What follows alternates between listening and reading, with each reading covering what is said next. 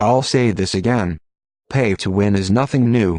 If you are boycotting a certain game because of loot boxes you have to pay real money for, then boycott any game that has a strategy guide for it. Sure, we live in the digital age now where we can get help for free online. But strategy guides have been, and still are, a means they count on you to pay for to get through the game. When games were difficult back then, you didn't have online message boards to ask for help, you had to pay with a strategy guide. And many games back then, you had no idea what to do. No hand-holding, no hints or clues, you needed to pay in real money to help beat the game. How are these loot boxes any different, Jim Sterling? Young? I am having a blast with Shadow of War.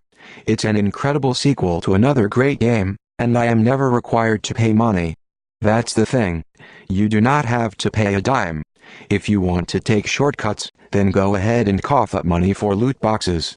If you want to beat the game the hard way and grind like any other game, you can do that. Weren't you people complaining about games being too easy? Have mercy. You aren't forced to pay any additional money. All you have to do is play the game as usual and not cave into the temptation of gambling for a better weapon. Just like 20 years ago, if you were stuck on Captain K. Rool, you had to dodge cannonballs for about 10 minutes without getting hit twice.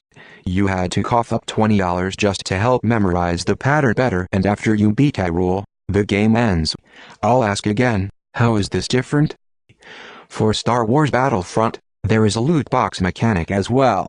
You can pay money to get strong abilities that you can otherwise obtain for free with progression and leveling up. Noobs might complain that there are some players who are too overpowered, but since most game modes are team-based, it really does next to nothing for overall team performance. These strong players don't get better, and the people that don't cave into the loot box craze do. It all depends on what players prefer. Do you like progression? Do you like getting better over time? Or do you want to be as best as possible now and spend additional money on the game? Do you plan on playing this game for the short or long term? Also consider this when deciding whether or not to invest in these virtual loot boxes. Am I defending this new loot box practice? No, I'm not saying that you should spend money on loot boxes, but just like strategy guides, it's an opportunity to make money off of gamers who don't know what they're doing and want to prevail by any means possible.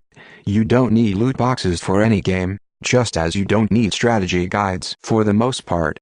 If you know what you're doing, and have a mind for the game's challenges, then you'll manage to beat it without much trouble. In multiplayer games like Star Wars Battlefront 2, paying more money doesn't make you a better player overall. If you get better skilled in the game over time, you can manage to outsmart players regardless of what gear they have.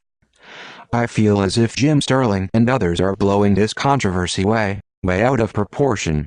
The only reason that it bothers him so much is that he considers any game with a loot box mechanic to be an integral part of that game. Well, it's not. I have the game, he doesn't to my knowledge, and I can tell you it's not. Don't worry about being pressured by corporations, regardless of how shady they may seem. I wasn't interested in this game because of loot boxes. I was interested in this game because the previous game was good and Warner Brothers has a good publishing reputation with me.